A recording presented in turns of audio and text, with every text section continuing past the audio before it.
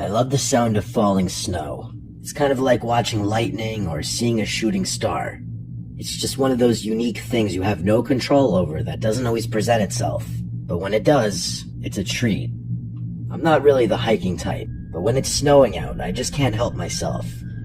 We've all got those irresistible cravings.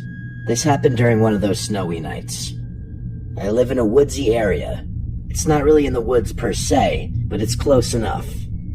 If I wanted to access an expansive, dense forest, I'd only have to drive a few minutes. I didn't have any major obligations the next day, so it was either a Friday or Saturday. Probably a Saturday, because I remember being slightly hungover from going out the previous night. It also wasn't supposed to snow that night, which I remember specifically because I have a habit of checking the weather obsessively during the winter months. I was sitting in my room reading a book when it just started snowing. Abruptly, as if someone had just casually flipped a switch. I didn't even notice it at first, but by the time I realized what was going on, there was already a considerable amount of snow on the ground. Without thinking too much, I instantly knew what I wanted to do. Take a snow walk, so that's what I did. The spot I drove to is pretty secluded for the most part. It's a local hiking trail that usually doesn't see that much traffic. I stepped out, admired the snowfall for a few seconds, and started walking. I didn't really have a defined plan in my mind. My only objective was to get deeper into the woods so I could more fully appreciate the snow. After about 20 minutes of walking, I was finally satisfied with how far I'd gone. But then, the literal moment I stopped to appreciate the snow, I heard something. Something that definitely didn't belong there. It was a child's voice. It took me a few moments to even process what I heard.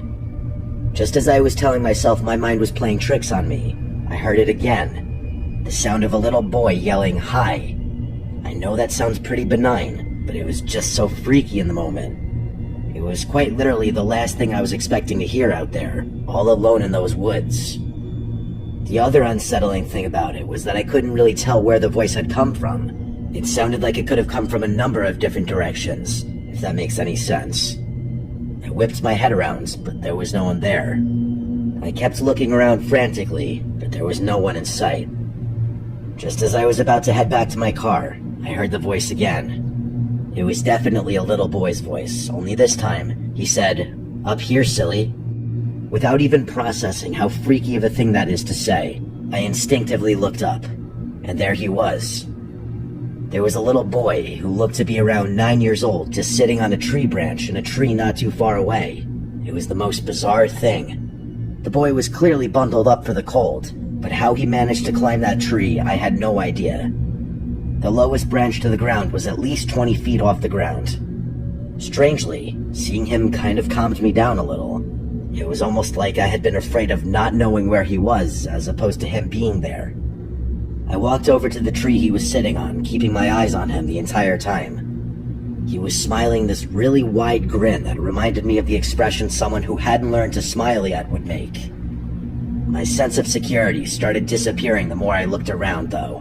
For starters, there wasn't a single footprint around the tree he was sitting in, meaning he had climbed up there before it had started snowing, meaning he had been sitting in that tree for at least 45 minutes. And that's not even mentioning the fact that he figured out a way to climb that thing in the first place. Like I said, it would have been exceedingly difficult to do so, even if you had climbing experience. The tree was perfectly straight. He would have had to shimmy up 20 feet. He waved at me, and I didn't waste a second. I asked him how he got up there, and he told me it was a secret. Then he just went back to smiling that awful grin. I didn't know what to do. This kid clearly didn't belong out there, and I felt compelled to do something. But what was I supposed to do? Try and climb the tree to get him down? Before I could think of something to say, he stood up straight on the branch he had been sitting on and said, "Watch this." Then without warning, he leaned back and fell.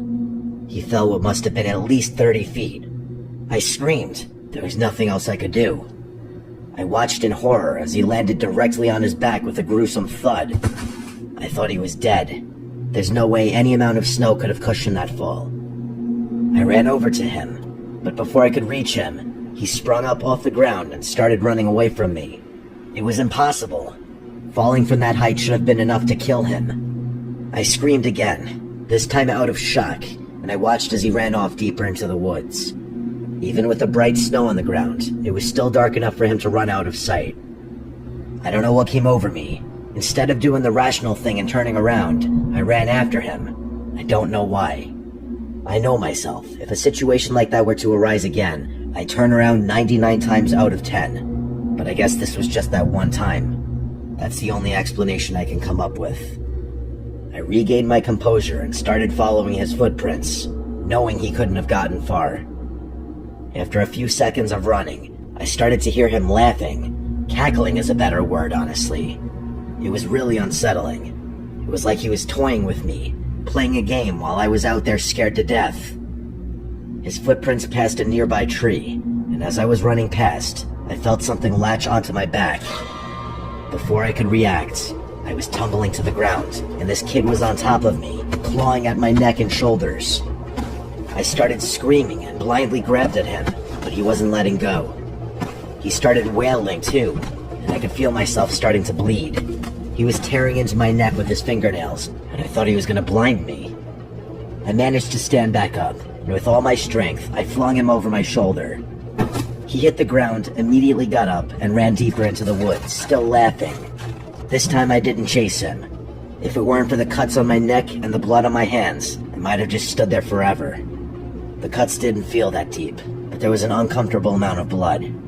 I hadn't been wearing a scarf, so I pulled off my hat and wrapped it tightly around my neck.